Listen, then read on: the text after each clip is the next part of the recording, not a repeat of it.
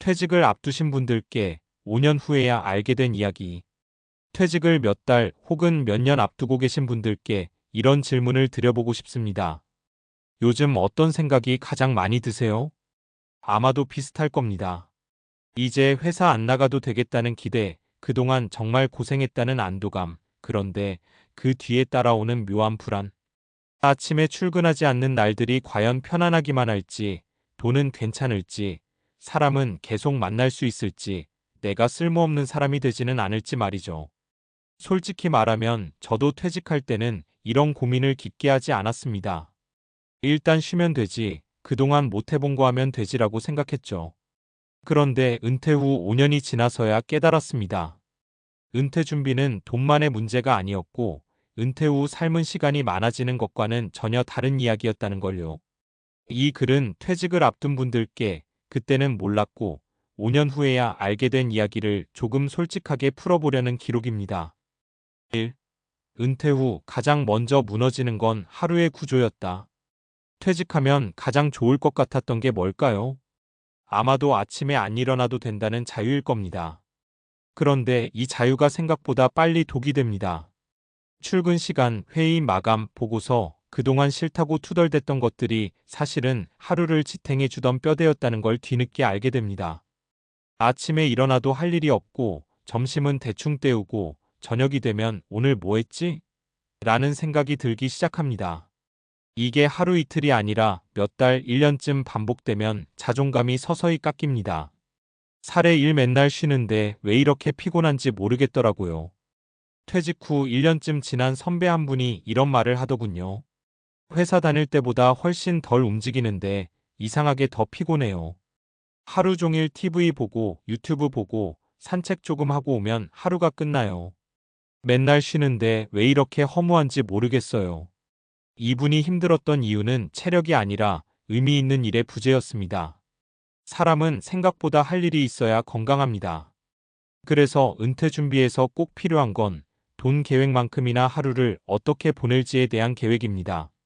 2. 은퇴 후 돈 문제는 금액보다 흐름이 중요했다. 은퇴 준비를 이야기하면 거의 모든 관심이 연금, 퇴직금, 자산 규모에 쏠립니다. 물론 중요합니다. 정말 중요하죠. 하지만 은퇴 후 살아보니 더 중요한 건 돈의 총액이 아니라 돈이 들어오고 나가는 흐름이었습니다. 퇴직 전에는 월급이라는 정기 수입이 있었고 그 안에서 소비를 조절하면 됐습니다. 하지만 은퇴 후에는 수입이 불규칙해지거나 한쪽으로만 몰립니다. 이때 계획 없이 쓰다 보면 생각보다 빠르게 불안이 커집니다. 살에 이 돈이 없어진 건 아닌데 계속 불안했어요. 은퇴하고도 자산이 꽤 있었던 지인이 있습니다. 통장에 돈은 그대로 있는데 이상하게 매달 쓸 때마다 불안해요. 월급처럼 들어오는 돈이 없으니까 이게 줄어드는 느낌만 나더라고요. 이분은 나중에 소액이라도 정기적으로 들어오는 수입 구조를 만들고 나서야 마음이 편해졌습니다. 금액은 크지 않아도 매달 들어오는 돈이 있다는 사실이 심리적으로 엄청난 안정감을 줍니다. 그래서 은퇴 준비에서 꼭 점검해야 할 질문은 이겁니다. 내 돈은 은퇴 후에 어떤 리듬으로 움직이는가? 3. 은퇴 후 가장 외로운 건 사람 관계였다. 회사 다닐 때는 몰랐습니다. 회의실에서 마주치던 사람들, 점심같이 먹던 동료들, 그 관계들이 얼마나 큰 비중을 차지했는지 말이죠. 은퇴하고 나면 생각보다 연락이 뚝 끊깁니다.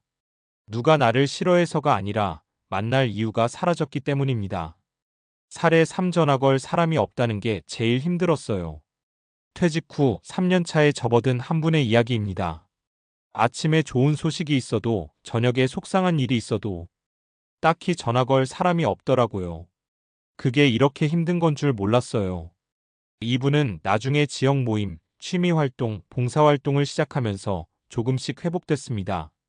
은퇴 후 인간관계는 저절로 유지되지 않습니다. 의도적으로 만들고 계속 나가야 이어집니다. 4.